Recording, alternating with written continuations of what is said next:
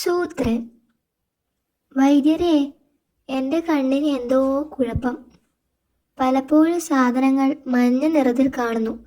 ആ സമയത്ത് ചെവിക്കു പിന്നിൽ വേദനയുമുണ്ട്. സാരമില്ല, വ്യായാമം ശരിക്ക് ഇല്ലാത്തതിൻ്റെ കുഴപ്പമാ. ദിവസം 2 നേരം ചെയ്യാനുള്ള വ്യായാമം പറഞ്ഞു തരാം. വലതുകാൽ പൊക്കി ഇടതുകൈ മുന്നോട്ട് നീട്ടിപ്പിടിച്ച് 20 വരെ എണ്ണണം.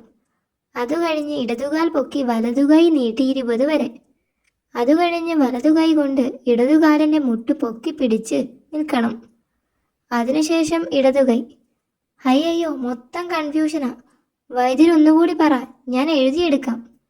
അമ്മമ്മോ, ഇതൊക്കെ തെറ്റാതെ ഓർമ്മിച്ച് പറയുന്ന വൈദ്യരെ സമ്മതിക്കണം. ശരി പോ. എന്തു പറ്റി? സൂത്രന് അസുഖം.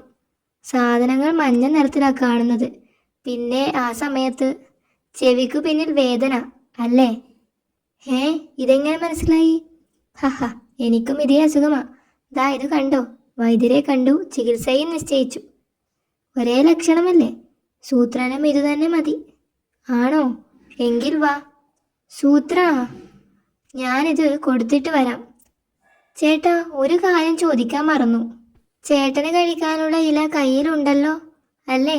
തന്ന ഇല ഫുള്ള് സൂത്രൻ തിന്നു.